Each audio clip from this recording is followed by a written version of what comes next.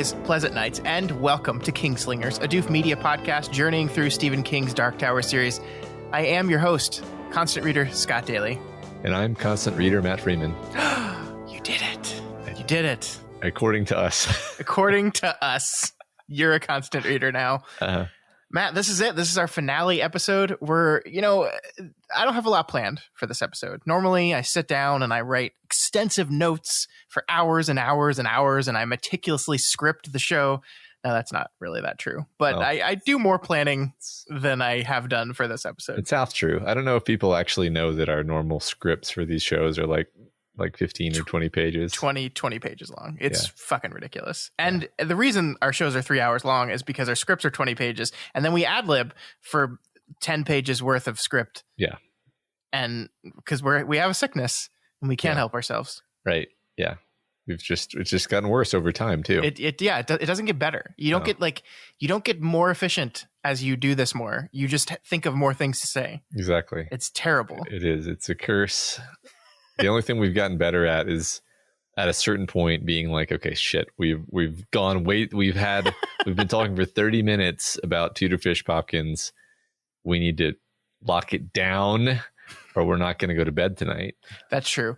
When we first started, I would write notes to you in the script as you were talking that was like, hey, Matt, we're at the 2 hour mark. We gotta, but now I don't even need to do that anymore because like we've mind melded. That's right. We're a quartet. So you know what I'm thinking. Exactly. I know what you're thinking. And we do it. We do it. Yeah. We're giving you this glimpse behind the curtain because we're just kind of going to just talk about like the Dark Tower today. Yeah. I think this is the episode where we're going to allow ourselves to get a bit saccharine because it's the finale of this whole huge project that we've been doing for a year and a half. Obviously, we're not done, right? This is the finale of season 1. This is not the finale of the show.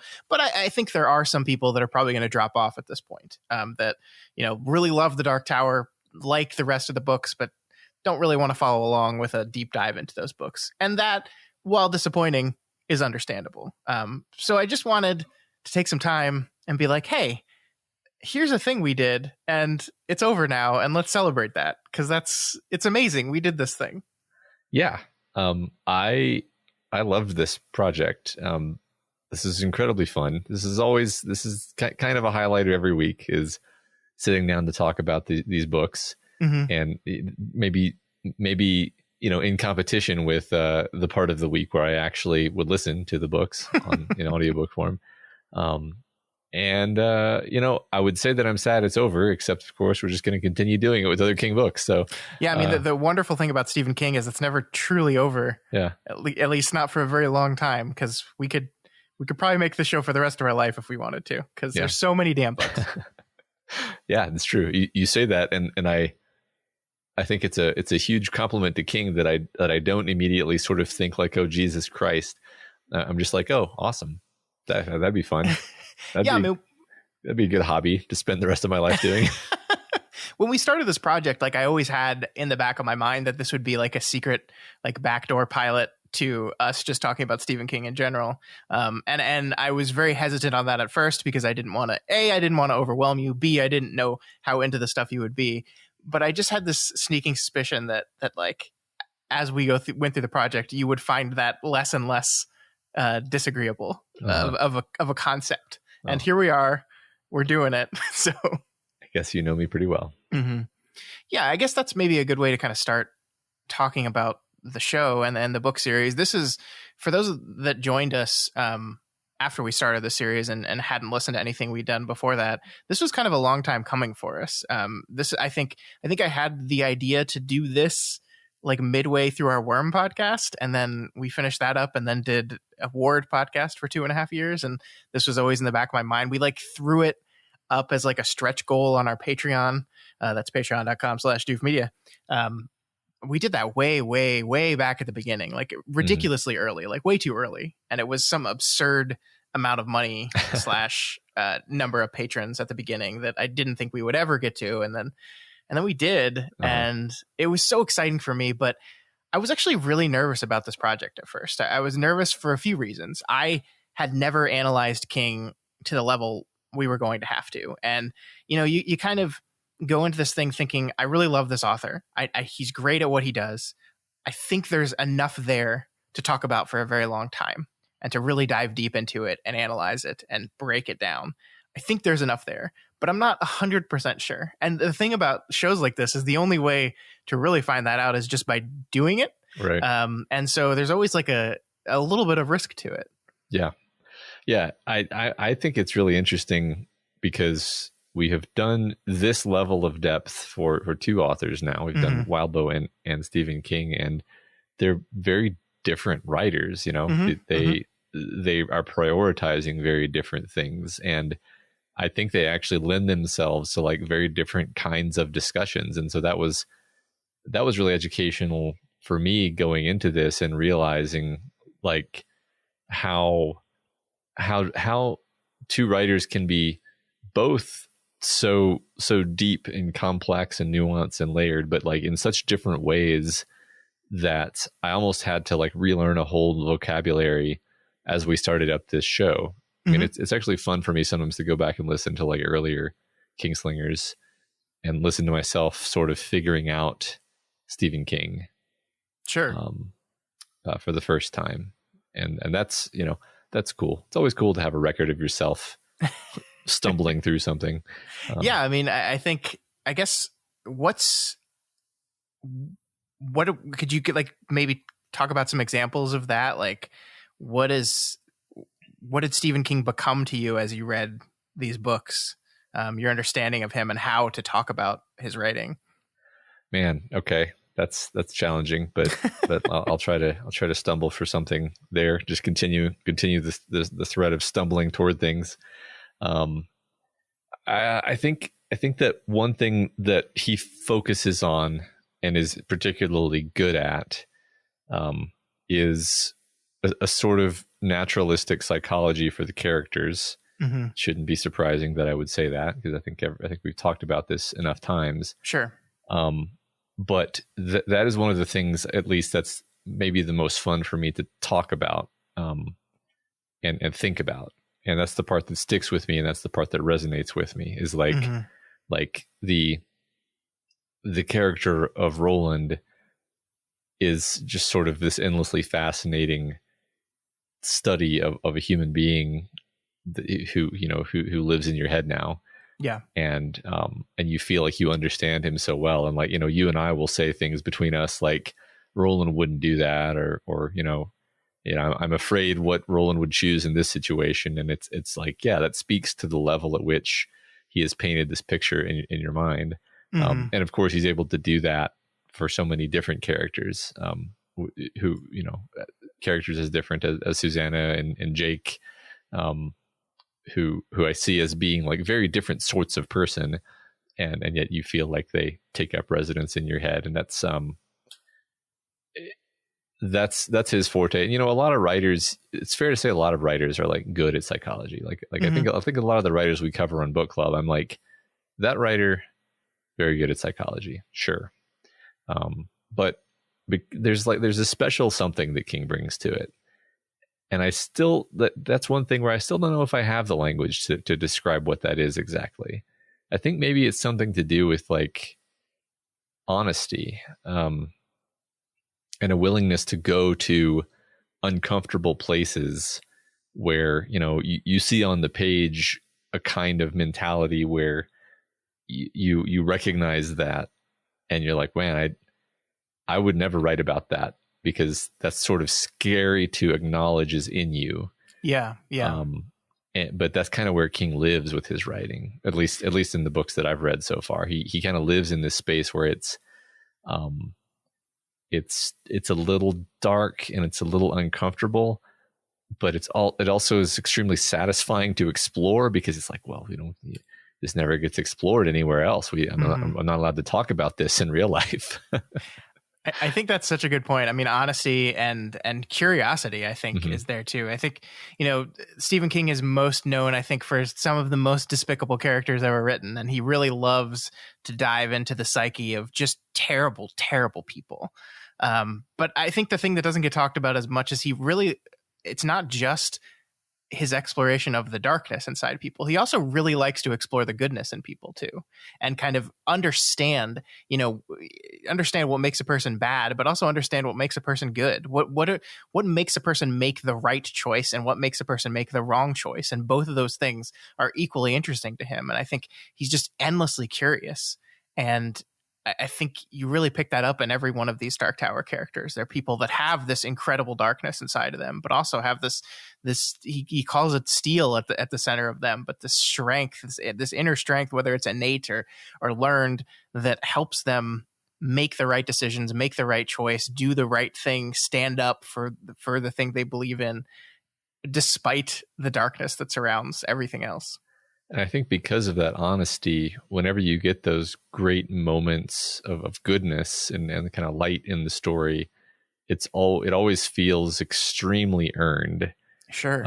Because it's never like King is like backing into a moment of triumph that he kind of was like, oh yes, and then we have to have the happy ending.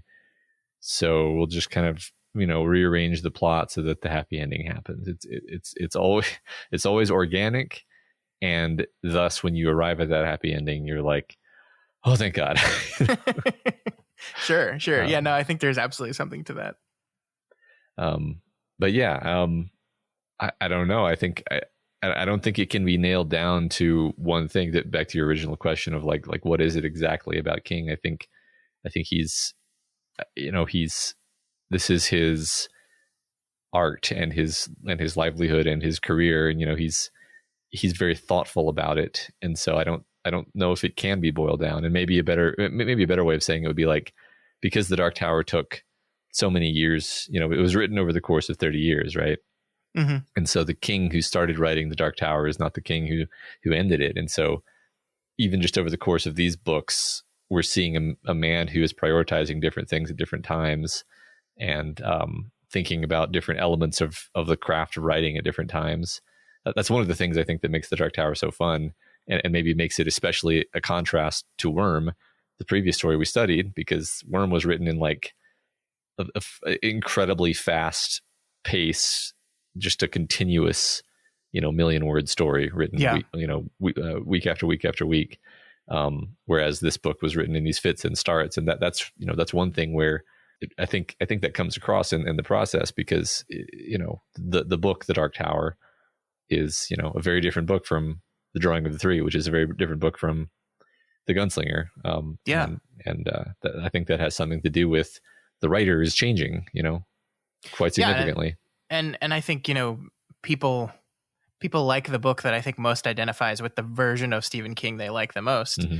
I totally understand that. I love them all because I love seeing the shades and the reflections of who he is as a person. And that's one of the things that's endeared me to the story. I think if you like Stephen King as a writer, this is just candy for you, like, because it's just getting who he is as a writer, as a human being, as a creator, and as a lover of stories, like, just completely nailed down in every iteration. It's like there's a multiverse and you have 8 different versions of Stephen King present in each and every one of these books. And I think that's so cool. I really like do. I like that a lot. That's a great concept. And I think one of the things, as we kind of move into the new books that we're going to be talking about over the next year and a half, is one of the things that I love about Stephen King so much is he writes religiously. He's constantly writing. He writes so much. He's coming out with 2 books a year, still in his 70s. And the books to me never feel like he's going through the motions. Like even the books of his that I don't like as much, even the books that I would call some of his weakest books, it never feels to me like I'm writing this because I need to have another book now. Mm-hmm. My publisher is waiting for me to bring him another book. And so I must write another book. They always feel like they're still searching for something. They're grasping for something. They're ready to explore something. They want to find some truth at the core of some concept, some idea. And it goes to his original curiosity. I was listening to an interview that he gave back in 2014, a couple weeks ago. Someone linked it to us on our Discord, or on Reddit rather. And so I went and watched the whole hour video because that's who I am. And he was joking around about how he was just sitting at an airport, like waiting for his wife to come back from the bathroom. and he just decided it'd be weird if like there's a story about like all these men are just like waiting around for their wives to go into bathrooms, and they're just waiting around the terminal, and like the number of men keep building and the women aren't coming back out. And he said he never wrote the story because he couldn't figure out where it went from there. But I mean, that's kind of just a beautiful window into his thought process, right? Where he's just like looking at everyday things, everyday occurrences, and saying, well, wouldn't it be weird if? Yeah. And then he builds that out into a story, and it's always curious, it's always honest, it's always inquisitive, it's always exploring some sort of truth. And that's why they never feel rote, they never feel perfunctory. Like even his worst books, like the Tommyknockers is a book I do not like, Dreamcatcher is a book I do not like, but even those feel like they're exploring something. They feel like there's a reason why this story is being written, and it's not just to sell books. Yeah. You know, another word that comes to mind, especially when you lay out that story, is the playfulness, which admittedly is not so evident in like the saddest parts of the story, which we spent a lot of time on. But like there is a certain willingness to just riff on a notion. I mean, like you just pointed out, the idea of wives are disappearing into the bathroom and like what's going to happen there. Like that's like silly, right? But like. But you know that if King had written that story, it would have been grounded in the humanity of the characters and so forth. Yeah. But so many of his premises are playful in this way, where he's taking a concept and you know that he's just having fun with it. Like you can feel him having fun on the other side of the page or whatever, however that metaphor works. And I think that is a big deal, actually. Like it carries through to your own reading experience when you really kind of believe like we're doing this together. King is having fun writing it and I'm having fun reading it, and nothing about this feels like work. I don't feel like he's working. I mean, he definitely like is, but like the way that he writes just conveys this sense of playfulness to me. Yeah. That I really like. I mean, I don't want to call out any other writers, but like there are some writers who are really popular where like it's just so like labored and workmanlike, I guess is an adjective that might fit here. And King never feels that way to me. It's even if what we're reading about is sort of rough and hard to read, it's like he's still enjoying himself, and that to me makes the whole experience of reading him more positive. I don't know if you relate to that at all. No, I definitely do. We're reading a Peter Straub book for book club this coming Friday. We're reading Ghost Story, which is, I'm not finished with it yet, but it's a book I'm absolutely adoring. And it is similar to King in a lot of ways, but it is different. He's definitely a different kind of writer than King. And that's one of the things I've noticed in Straub's book is that he's doing these fascinating things, and it's really interesting and oftentimes scary and disturbing, but I don't think Straub has that kind of playful tone to him. Yeah, I agree completely. I mean, before you even finished that sentence, I was like, yeah, Straub for his strengths, which he definitely has, he's not giving you the sense that we're kind of playing this game together. Like, I mean, I really do equate it to the idea that King is sitting on the bar stool next to you, drinking his glass of root beer, I assume, and telling you a story, and kind of, even when he gets to the really rough parts, there's a twinkle in his eye. Yeah. Because he's enjoying the fact that he's having an effect on you, you know? Yeah. And I mean, I love that, like, you've read 8 books now, 9 books technically, and you've gotten that. And that's because The Dark Tower is just a perfect way of demonstrating that. Like everything you're talking about, The Dark Tower is the perfect window to all these things. It crosses his career. So you see that playfulness. And I think the most important thing about that playfulness and that curiosity and that fun is it never goes away. Like, this man has been writing books since the 1970s, the 1960s, and he's still writing books today. And that curiosity, that playfulness is with him still. Like, you think when you've written 50 books, 60 books, 70 books, you know, you get to a point where it just becomes rote to you. It just, like, I love what we do. I love doing podcasts. There are moments where, like, you get to a week and it just feels like, okay, I just got to do this now. I just got to talk about this for a couple hours and get through it, or not even get through it, but it becomes so normal and routine that like you kind of lose the spark a little bit. I don't know if it ever happened on episodes of this show, but like on our other shows, I've felt that at times before, and it's so hard to avoid that. And I just don't, even on the books I never felt that. And I think one cool thing about The Dark Tower is that it spans his career so far that you get that idea. Like Went Through the Keyhole is a book that only came out 9 years ago. And I think it still has that playfulness. It still has that curiosity. It has all those things that are present in the Gunslinger. He's definitely a different person. He's a different writer, but the core is still there. Yeah. I agree. It was actually really good, I think, that I revisited on writing toward the end of our read through of The Dark Tower, because I think that helps contextualize. It's not like it's like new information. It just sort of contextualizes like how writing fits into his life. Yeah. And you realize that, unless he's kind of making a lot of stuff up for that book, it is just like part of who he is. Yeah, definitely. Yeah. So I wanted to talk about,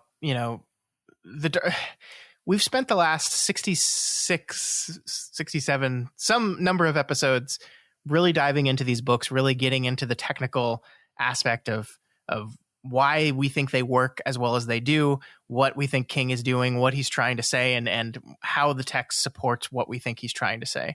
It's fascinating. I love doing this.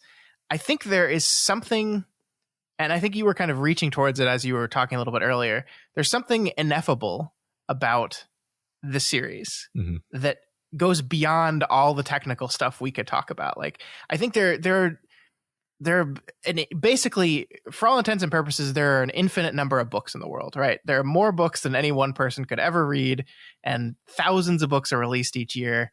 So if there are an infinite number of books in the world, then basically, for all intents and purposes, there are an infinite number of really, really good books in the world. Technically impressive, well-paced, well-plotted, great characters. There's just plenty of them. But this story, despite that fact, feels special to me beyond just the nitty-gritty stuff that we spent 66 episodes talking about. It feels more than that. It feels like a story whose individual parts are amazing, but the sum of those parts elevate it to extraordinary. Yeah. And I think it's literally indescribable, so I don't know how to talk about this, but it's just like yeah. I feel this, and there are many stories that are like this, right? This is not, The Dark Tower is not the only story that does this, but it's a thing that feels beyond what it is. And I think that's why you see the deep, passionate, never-ending love for it. That there's something about this story, some intangible feeling of this story that grips people and makes people so they are not only constant readers, but they are constant Dark Tower readers, people that will read the series over and over and over again. Yeah. I mean, I think there's magic to it, right? Yeah. Like one thing, okay, so like on the Doofcast, for example, which is a show that is mostly made up of us taking either a book or a movie or a TV show and doing the sort of analysis that we do here, except we're talking about, the movie in 1-2 hour chunk. And so we'll kind of dissect the structure and everything. And it usually seems to be the case that like a good movie corresponds to like, okay, like, did they have a solid story structure? Do they have an understanding of characters, and do they portray it well? And do they dramatize things? And like, basically long and short, are they doing storytelling correctly? And like, there's sort of a relatively short checklist of things where it's like, did they bother to do the fundamentals of storytelling? If yes, it's probably a really good movie that everybody loves.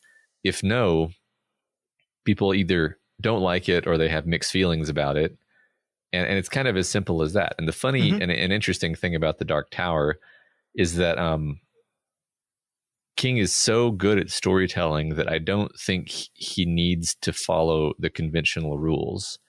And he does unusual things that not only do they work despite the fact that he's doing unusual things, it's like he's just showing off the fact that he can do kind of a strange, completely unpredictable story choice and have it work like better than anything you could have possibly expected. Yeah. Like the first thing that comes to mind, since I sort of anticipate like, well, what do you mean by that, Matt? Exactly. Yes. Would be like, for example, like he drops Jake and then he draws his 3, and then in the next book he draws Jake back. And like that just seems to be the sort of thing where it's like it seems to be the writer changing his mind, right? Mm-hmm. And maybe it literally is the writer changing his mind. In any case, he still makes it work like perfectly. Like, yeah. Like, and that's the magic of it. He's just so good at storytelling that he can make that work. Yeah. I don't know if this is like addressing the sort of thing you're talking about exactly, but like it's just a skill level where he just does things that a normal person couldn't make work at all, and he makes them work. No, I think you're totally right. I mean, I think that is almost a part of the ineffable. I mean, The Dark Tower is a series of absolutely bonker story decisions stacked one on top of the other for 8 books, and yet it functions. I mean, part of the fun of the series is going, you can't do that. You can't. No, you can't just finish your entire epic fantasy Western backstory book with a trip to the Emerald City from Wizard of Oz. You can't do that. Right. And Stephen King is like, yeah, I can. You want to bet? And I bet you it'll work. And he's right. And that's something that not everyone agrees with. I would say they're wrong, but I think it's just every single one of these books, every single story choice, every single narrative beat is him looking at the craziest option available and saying, yeah, that's great. And I think, to your point, if you stick to the fundamentals of storytelling, if you stick to what makes stories good and an understanding of characters and consistency of character, a person will follow you down those insane rabbit holes gleefully. Yeah. Yeah. I mean, as somebody who writes stories from time to time, like perfect adherence to narrative conventions is very sterile. It's very difficult to write an actually great story by going, down a checklist, Sure. Like you can't actually start with Campbell's hero's journey story beats and turn that into a really great story that everybody's going to remember forever. Yeah, Hollywood. Yeah, I mean, what you'll end up with is like a functional piece of storytelling that is acceptable. But there needs to be that inspiration. There needs to be that creativity and surprise and twist and everything that's really great, I think, does have something ineffable at its core. Yeah. One of my favorite movies to talk about that, Who Framed Roger Rabbit, which we did a Doofcast on recently, where I never thought you and I would talk about Who Framed Roger Rabbit so much. Yeah. But here we are. But it's happening again. But I just use that as an example where you're kind of like I compare it to the idea of like, what is the Emerald City doing here? It's like, yeah, we're going to use literal cartoons are the oppressed minority class in Hollywood. And there's a private eye whose brother was murdered by toons. Like, what? This is going to be funny. What are you doing? This is ridiculous. This is not even ridiculous. Ha ridiculous. This is stupid and crazy, and this is going to fail. And it's like, no, it's a great movie. But that's the thing, is like, you have to be willing to go to that space of crazy, and then through sheer like skill and understanding of the true fundamentals of storytelling, make something awesome out of it. And that's I think that's what all stories do. And King is just really good. And like, I think that's one thing about him is he kind of, I don't know how to phrase it exactly because I'm not him, but maybe like trusts his intuition or like trust his inspiration to be like, yeah, I think this will work. Even if there's like no reason to believe it will, he follows the thread and then he makes it work. Isn't that remarkable? I mean, I think you're right that the trust you have to have in yourself, the faith that you have to have in yourself when you're thinking of doing these things, these bonkers things, like writing yourself into your fucking epic novel. Yes. Like at some point you have to sit back and go, this is fucking crazy, right? I can't do this. And then, but he has enough faith in himself to go, no, I can. And in fact, I feel livened by the challenge of making this work in some way. Yeah. I like that. But I mean, at the end of the day, like the thing that it's so fascinating to me is, so I've read this series a few times, right? The first time I read them when I was much younger. The next time I read them, I was an adult and I had just gone through a really bad breakup. And I did what I do best whenever I go through really bad breakups, which is run away from the world. And I dove into the Dark Tower series. And I literally did nothing for like a month. I went to work. I came home from work. I sat on my couch and I read. And that's what I did for like a month. I don't exactly remember how much, but that was the time I really fell in love with the series. And it's because it's of course because of all the little individual detailed things of good writing and good character construction and everything you're talking about. But it's also just like sometimes books just speak to you just like on a level that's beyond anything technical. And these books in that moment, a guy, especially as we kind of rounded the finish line, a guy wondering about his legacy and his mortality and what it all means and what he's searching for and how to become a better person and what does it mean to chase your tower. It just, in the moment where I was reeling from a complete abrupt life change and trying to figure out what my life is going to be from now on, it spoke to me in a fundamental way. Yeah. And that's the kind of thing that doesn't get captured on a podcast like this, because that's just not like it's not what we're doing week to week. I can't just tell that story again 66 times and have that be the show. But that's something I just wanted to say as we round the finish line here, is that these books are incredibly written, powerful storytelling, and they also are deeply important to me as a human being. And part of the joy in doing this project was getting to share them with you and getting to see your reactions to it and getting to live vicariously through you as you experience this thing that is deeply, profoundly important to me.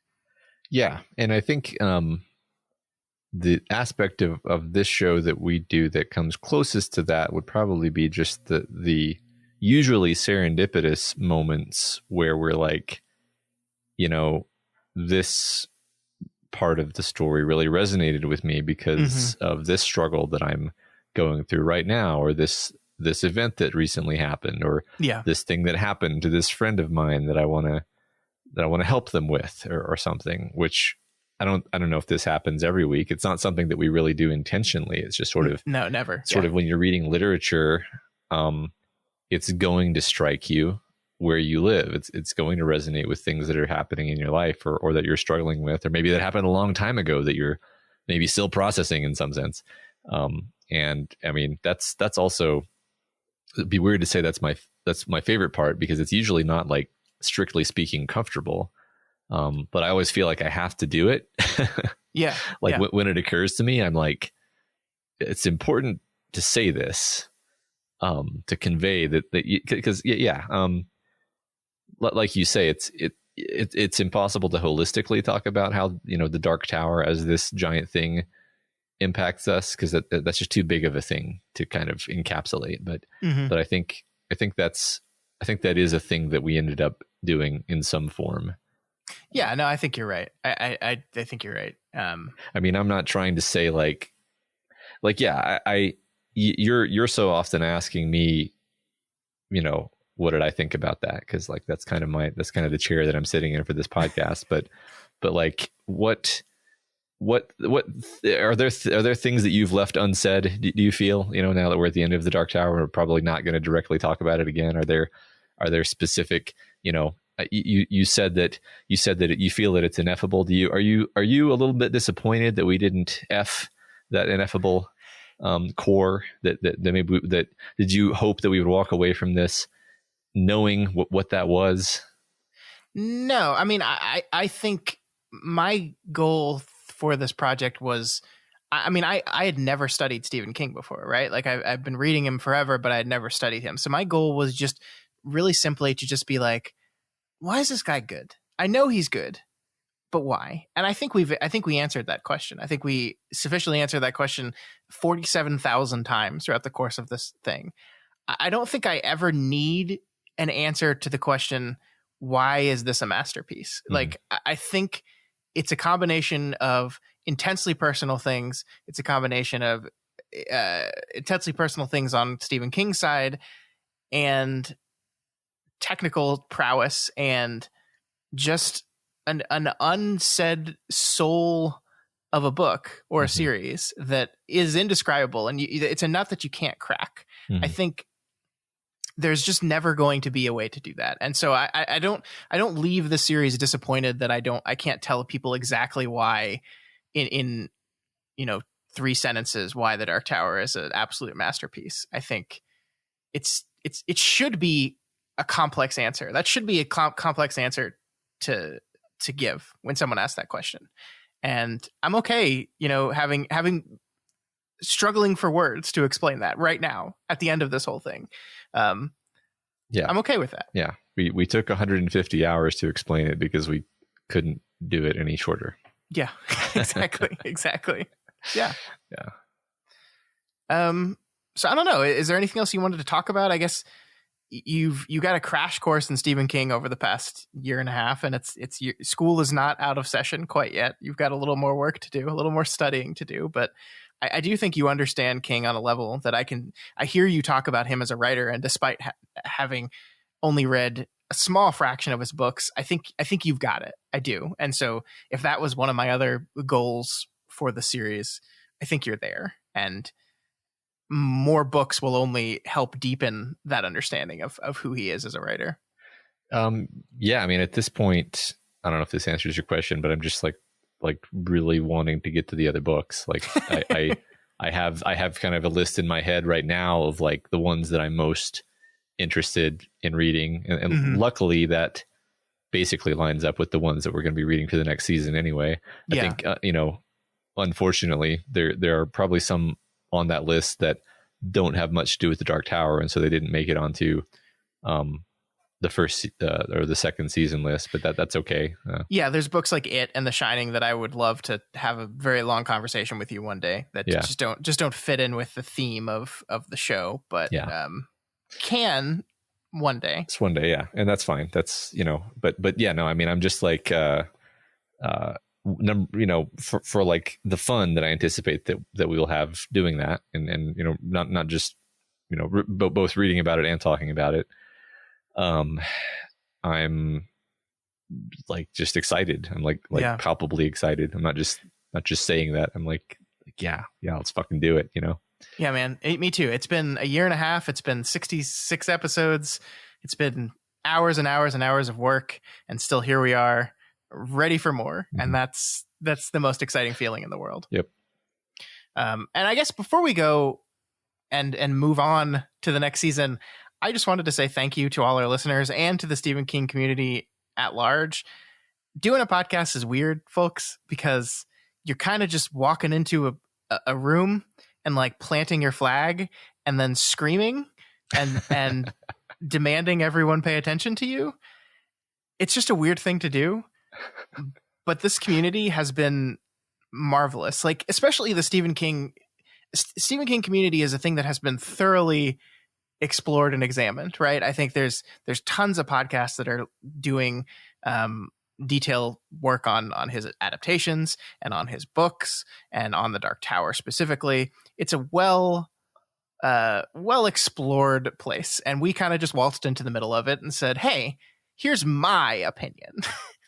And I do think our show was unique in certain ways. Like I don't think we just copied another show idea and said let's do it. I think we had unique things and our own unique voice and vision to what this thing is, but it's still us walking into a community that we didn't necessarily belong into or were invited into. And I just want to say the response was marvelous. And I always had confidence that we were going to make a good show, but I was never prepared for the response we got, the amount of people we had, just the kindness with which everyone just welcomed us into this whole thing. It's been absolutely amazing. It really has.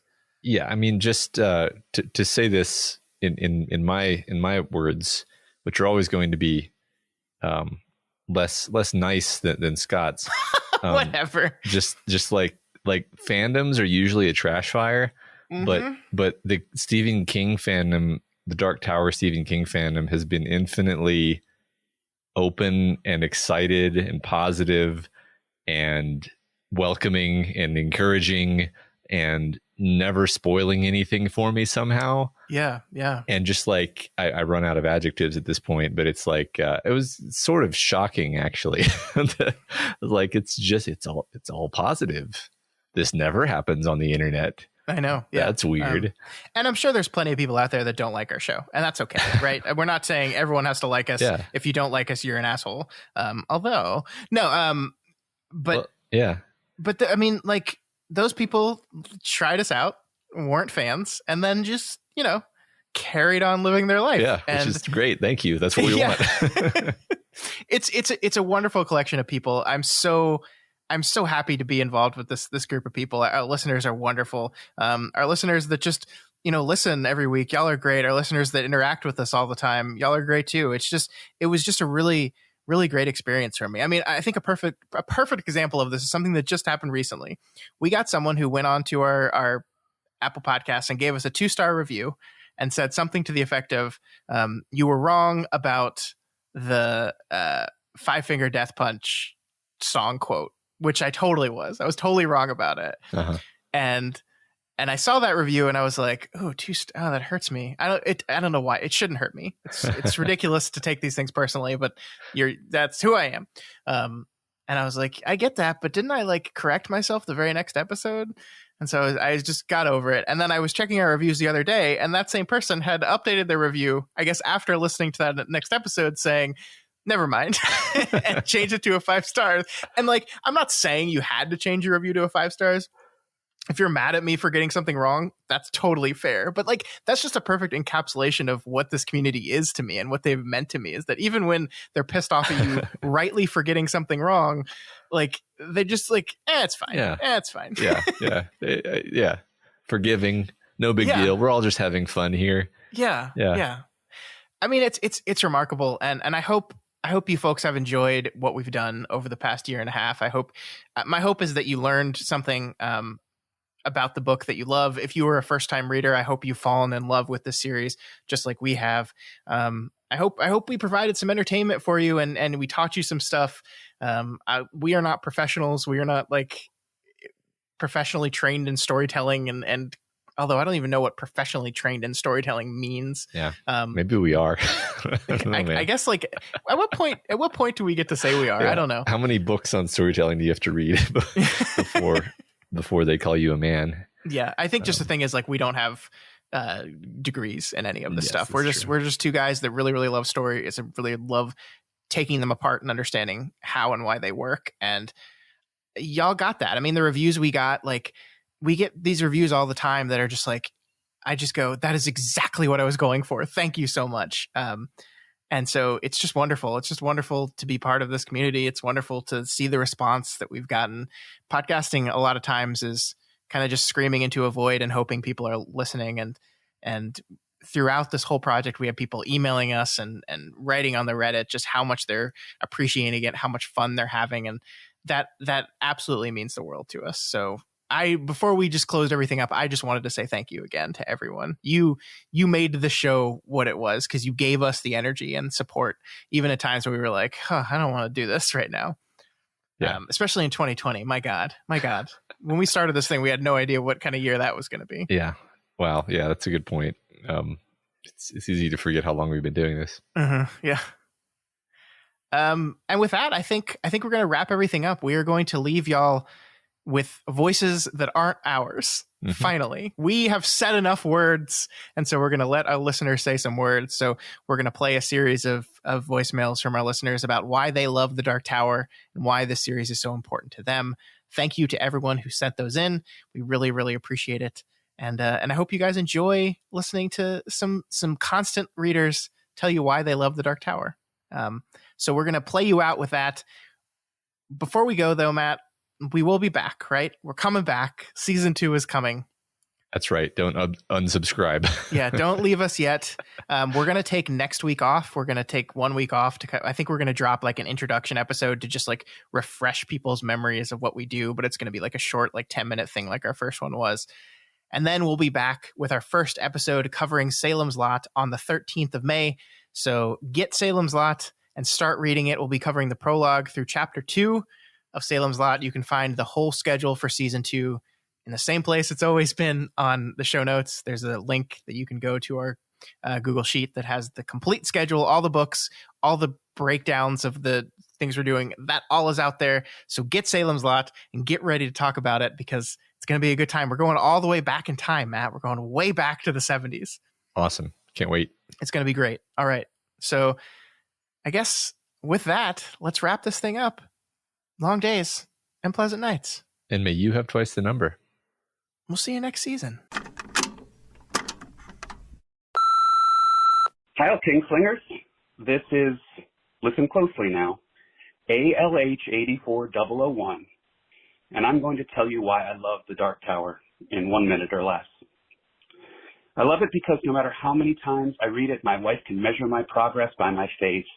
And she'll ask, Eddie died again, huh? As I'm struggling to hold back tears. It's the unforgettable moments like that, but more importantly, it's those characters. To even call them characters feels cheap. To me, they're real people, old friends. I love The Dark Tower because it's one of the most strange and singular pieces of popular fiction I've ever read. There's nothing quite like it. From the stew-like blend of genres to the profound melancholy and sense of loss in the last book, or its heartbreaking ending. Even the inescapable central message that in order to conquer the loop, Roland has to reject his hero's quest and renounce his tower is incredibly unique and a daring choice by King. I started the series in 1991 when I was 11 years old. I'm 40 now. I quite literally grew up as the books were released. They undoubtedly had an effect on the person I became. And every so often when I hear the call of the turtle, I revisit the series. And I always find a new perspective and something new to love.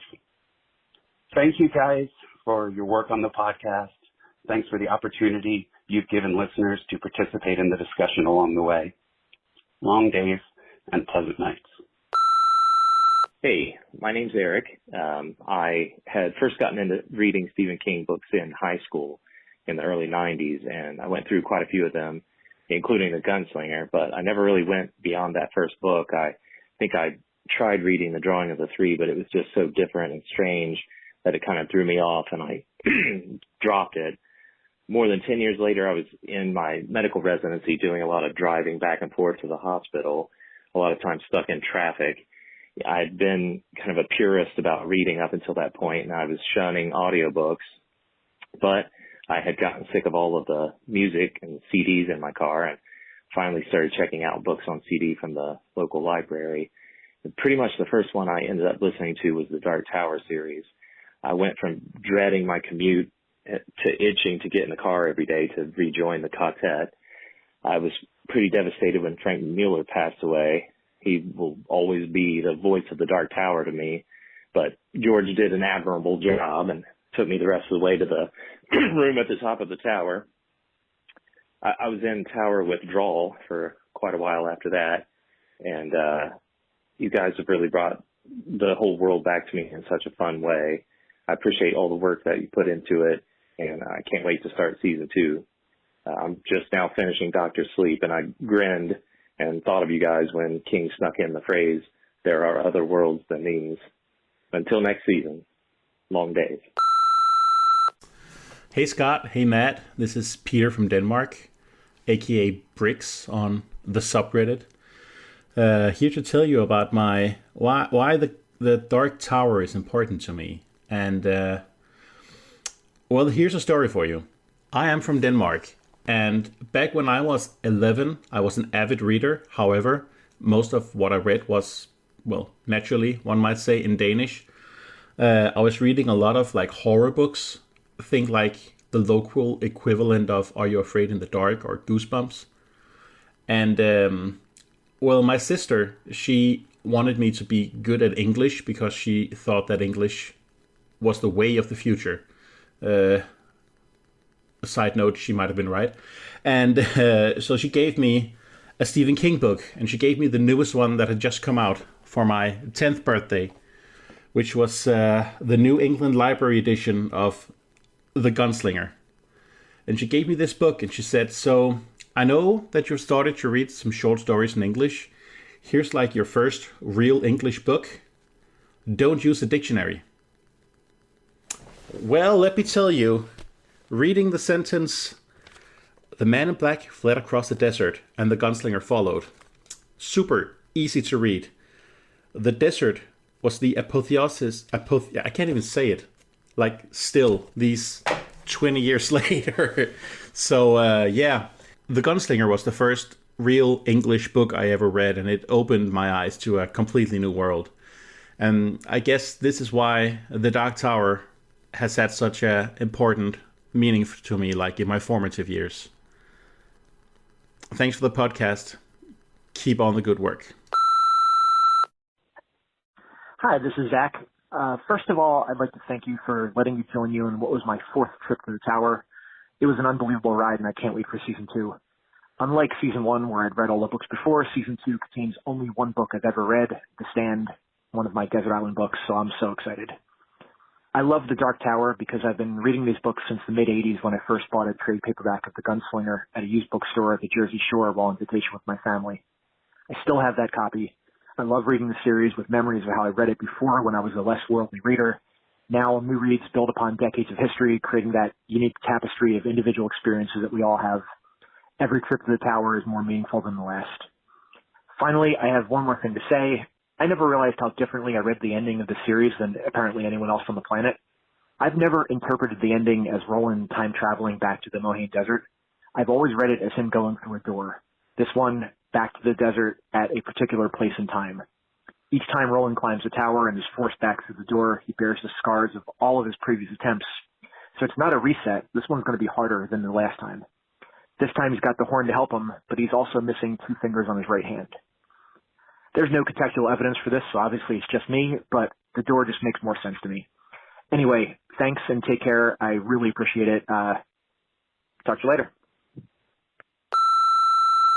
Hi guys, thanks for an amazing podcast. Can't wait to listen to it every week. What I love about the Dark Tower series is that no one is ever safe.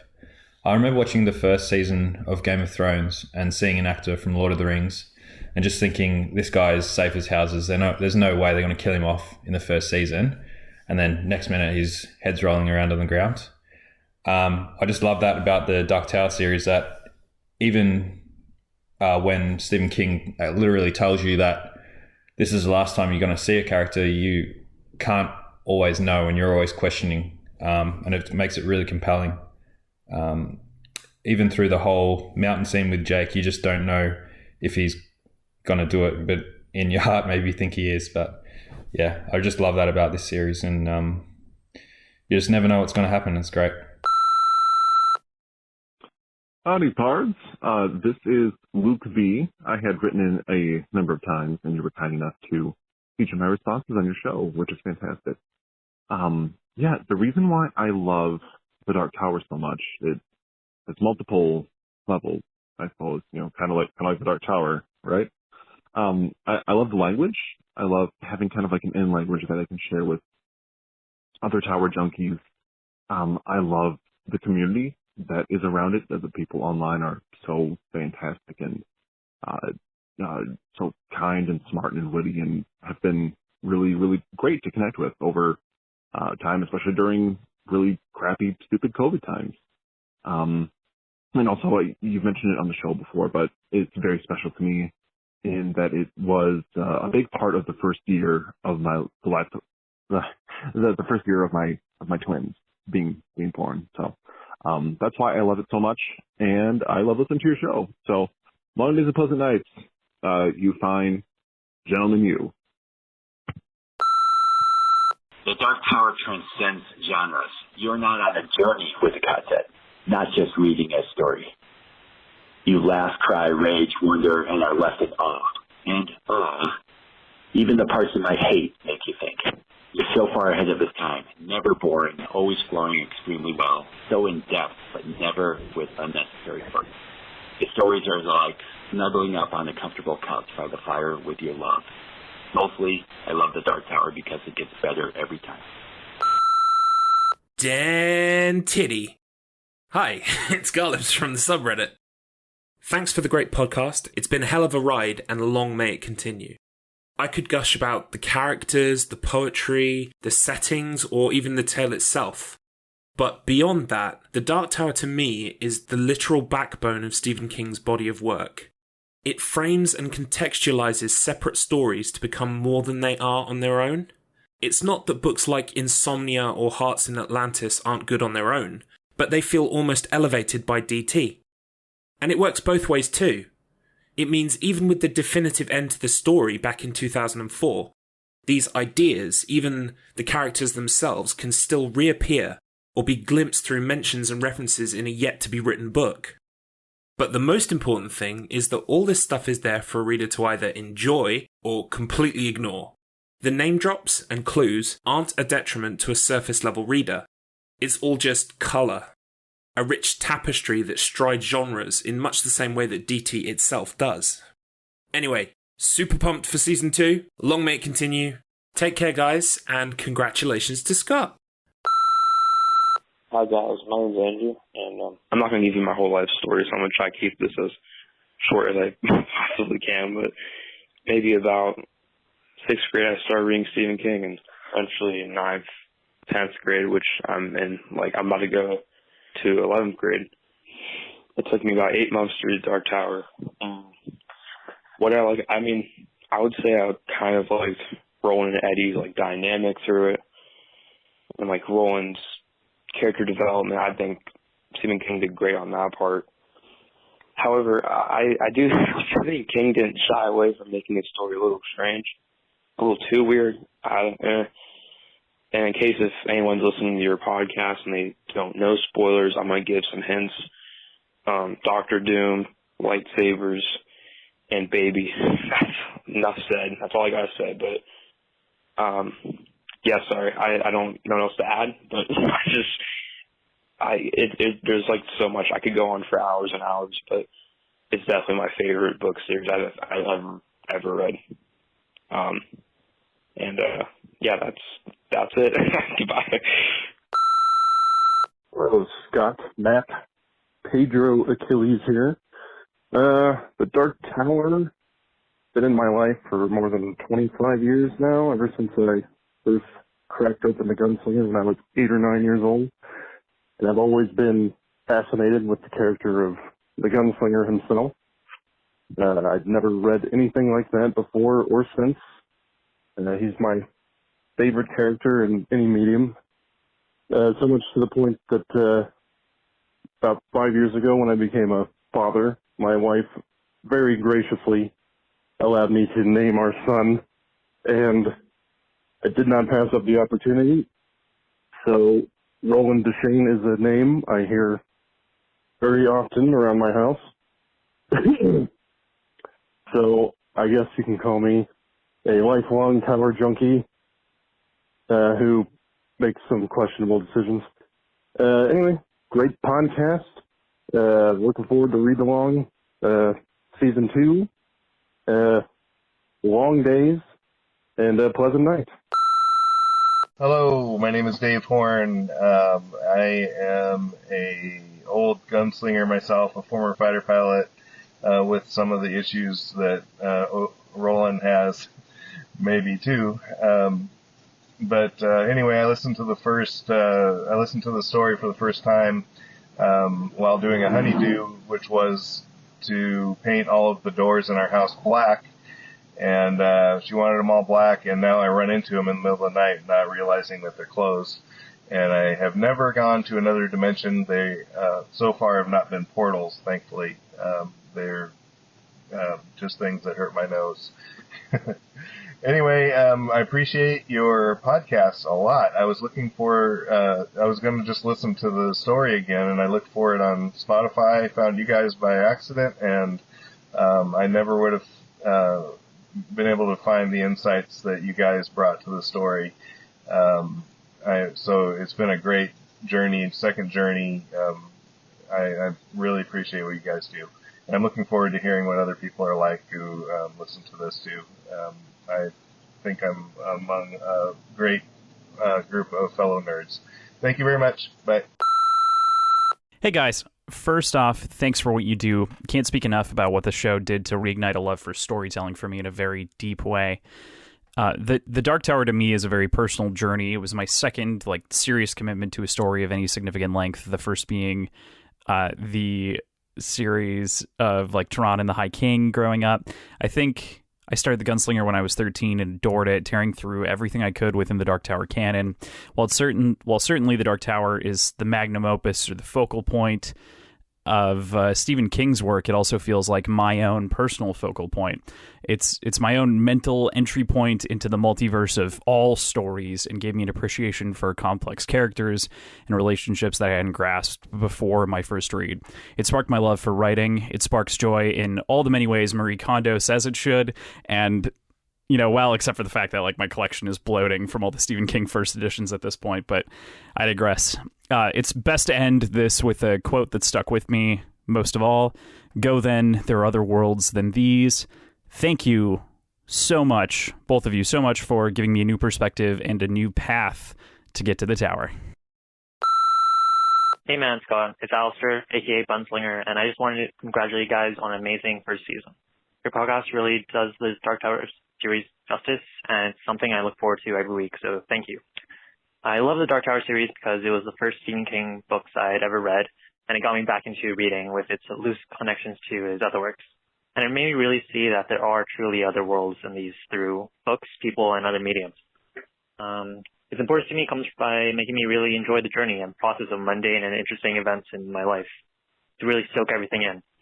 I kind of realized this after the devastation the last book brings with all its loss and partings, and I just wanted to go back to when the concept was whole again in the earlier books. So, thank you again for all the work you guys do, long days and pleasant nights. Also, One Piece is the greatest story I've told. Hey, my name's Greg. Love the Dark Tower just because. I don't think I need a reason. It's amazing. It's great. I've loved the podcast. I read it when I was 14, so I never realized that he was going back to start it all over again, and he'd probably been doing it for thousands of years. So you guys did a great job. Hey guys, when I think about why I love the Dark Tower or why it means so much to me I think it's the reason why I love Stephen King so much in general, which is because he makes people, whole people that I love who live in my heart. I love Lacey Landon, and I love Trisha McFarlane, and I love Richie Tozier, and they're people, and I love them. And I think the Dark Tower has excellent characters, people, and you get to spend so much time with them for such a long period of time that, they feel like part of your life and your family and your heart. So how could that not mean a lot to you when they've lived with you for so long and they continue to live with you because you read it over and over and over again? So, I think for me, that's why. Hi, this is Russell, aka Reddit user XX-I. I started my second journey to the tower last May. 2020 was one of the most difficult years of my life, and so far 2021 isn't going too much better. But throughout the year, Dark Tower has been the escape that I needed. I love Midworld, I love the characters, and I especially love watching Roland evolve and grow through the course of the series. Listening to Kingslingers has given me a greater appreciation of King's master craftsmanship. Thank you for all of the time and energy you've invested in this project, and I'm looking forward to season 2. Hey, my name is Adele, and hey, Daddy, look, I'm on Kingslingers. Sorry. Anyways, why I love the Dark Tower, it's too much to sum up in 1 minute, but I'm going to hit the major points. I love the characters. I love the settings. I love the different genres that King incorporates. I feel like he does an amazing job of giving you as much detail as possible without being boring. And his transitions are wonderful. It's so much fun. He makes you feel like you're part of the group, makes you feel like you're in the world with the group. I also really love the ending. I love endings that you can't predict, aren't happily ever after. The only thing that made me mad was I don't have much of an imagination. So when King says things are different now, I want to know officially what's different so I can compare the two stories side by side. But otherwise, I love the ending. I love the story, and I will forever be a Tower junkie. Why do I love the Dark Tower? Matt and Scott, I thought you'd never ask. This is Steve Z. Such a weird, sad, complicated story. Weird, sad, complicated characters. Heroes with checkered past, villains with unclear motives, and side characters that feel underutilized and unresolved. My favorite is how the Dark Tower just kind of threads through the King stories. Characters, abilities, locations, and phrases are echoed throughout. Just makes the reader feel in on it. And it's important to me because up to this point before I read the Dark Tower series, and I only got in on it once Wolves of the Cali came out and I had to get caught up. But everything up to that point, all the book series were nearly all fantasy. And I enjoyed them just fine, but this takes so many different elements, puts them together, and really going forward, any series that doesn't have a good stew just doesn't cut it. But anyways, guys, the analysis and conversations from Kingslingers over the last year had me loving the journey all over again. Thank you both. Looking forward to season 2. Hi, Scott and Matt. This is Pear Jane. I love The Dark Tower for a few reasons, and the number one is rereadability. Any book worth reading is worth reading a half a dozen times, and I find something new every time I read these books. And because his universe is so expansive, I find something new in all of his books. When I really get into reading fantasy, it's usually because it occurs in a world that's adjacent to ours.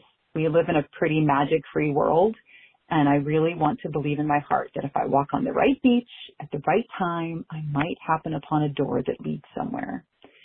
And Stephen King takes Earth adjacency to the nth level. His worlds are linked in some ways and separate in others, and we, the constant readers, are the lucky few who get to see into all of them, and that's really special. Also, everyone should be a Patreon because Scott and Matt have earned all the dollars. Thanks, good night. Don't forget to tip your bartenders.